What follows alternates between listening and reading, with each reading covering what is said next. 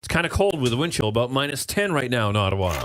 It's the Friday Morning Thumb on the Live 88.5 Morning Startup. Movie reviews and a pick for the weekend from DearCastandCrew. Christopher Redmond, Ottawa filmmaker and film critic in for Louis B. Hobson. How are you? Great. Good morning, everyone. Good. Hi. Where's the thumb? What's the thumb doing? And Where is my thumb? it? You don't want to know going on? because I'm reviewing. Let's start off with Dumb and Dumber 2. Okay. And not to sound like an idiot, but. I liked it a lot. to quote the first and the second film. It's like Jim Carrey's in a row. It's Yeah, crazy. I feel like there's we want to root for. It's kind of like that slow kid. In fact, it really is that slow kid. When you watch the movie.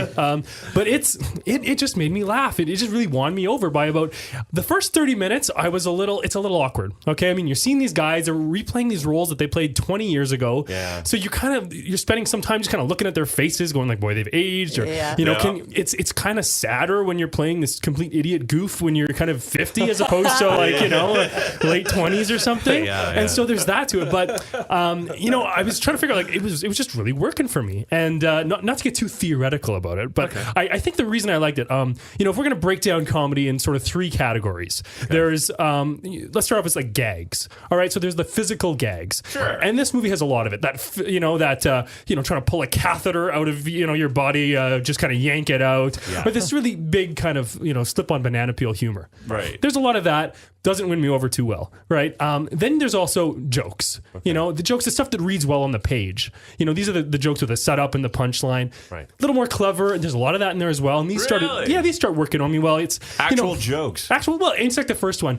I quote this every time I go to a restaurant. It's so simple. When Jim Carrey asks in the first one, he's like, well, what's the soup du jour? And the waitress is like, it's the soup of the day. He goes, sounds delicious. I'll have that. Yeah. That's a joke. Of course it's a joke, but it's just fun, right? Yeah. And so they have that same idea in this one.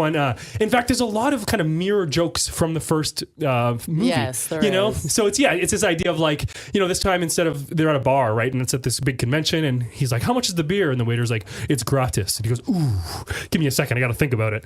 Right? So, and then it goes into a little more gag humor where they start, pouring beer and wine from all these different other glasses into one. They're like, oh, we got to pull our stink drink move. And you're like, oh, what's going on? Oh, they're just going to mix the drinks together. That's fine. But then they go and they stick their hand kind of down the back of their pants, kind of rubbing their butt crack, and they run up to the waiter and they're like, can you smell my drink? I need a new one. It smells disgusting. and it's the way it works. And that gets to the third type of humor, right? Which is more character comedy. And this is the stuff that TV does really well, right? And that's why TV is usually a better medium for comedy. It's because you love the characters that you're laughing. So, sure. You could say hello and it's hilarious. Look at, Seinfeld, hello, Jerry, hello, Newman. Not a funny joke on paper, right. But I laugh every time I see it because those characters, the conflict between them, and it's a simple hello works. And it's when the character comedy starts really shining through in Dumb and Dumber that I go, okay, I love these characters. Right. I'm just going to surrender myself to this. Oh, good. And it really worked. I was very impressed. Yeah. Now, I haven't seen the first one. Oh, Dave. Okay. So will I get the second one?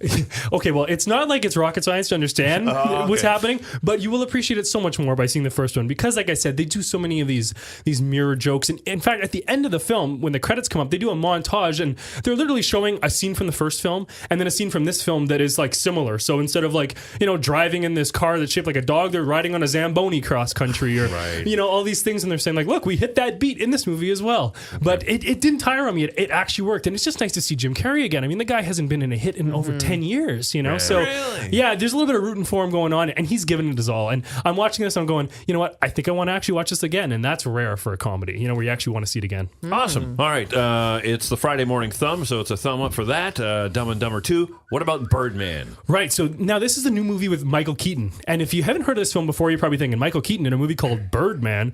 Sounds kind of similar to Batman, right? Right, yeah. Uh-huh. Well, that's the point. And just like Dumb and Dumber 2, the idea is he's playing a character who was in a superhero franchise 20 years ago called Birdman, and now he's sort of trying to, find his career again. So it's kind of got this meta commentary on it, and he's trying to put on this play in New York. And the film is extremely impressive from a technical point of view. The whole thing is shot one take, basically. Really? Yeah, so you're watching and following it. Tons of energy and all this stuff. For my money, I really liked it. I wish it was saying a little more than it's just kind of a takedown of sort of celebrity culture culture and critic culture as well, and this idea of how we sort of worship celebrities in that. Right. But it is really a feat to be seen, and will hopefully resurrect Michael Keaton's career, because I don't want to bash my city here in Ottawa, but when you're shooting cities in Ottawa, which he was just last year, that nobody ever hears about, your career is kind of in the tanks. Right. So nice to see him doing well again. So it's kind of it's the comeback weekend. Okay, so it is worth seeing, and it's yeah, I would definitely say recommend seeing it. Yeah. Good stuff. Christopher Redmond from DearCastandCrew. You'll find a link for him at live885.com, and then click on Start Up the Friday Morning Thumb. It's a thumb up for Dumb and Dumber 2, the morning startup on Live 88.5. Ottawa traffic on Live 88.5. An accident eastbound on the Queensway at Bayshore, right near the 460.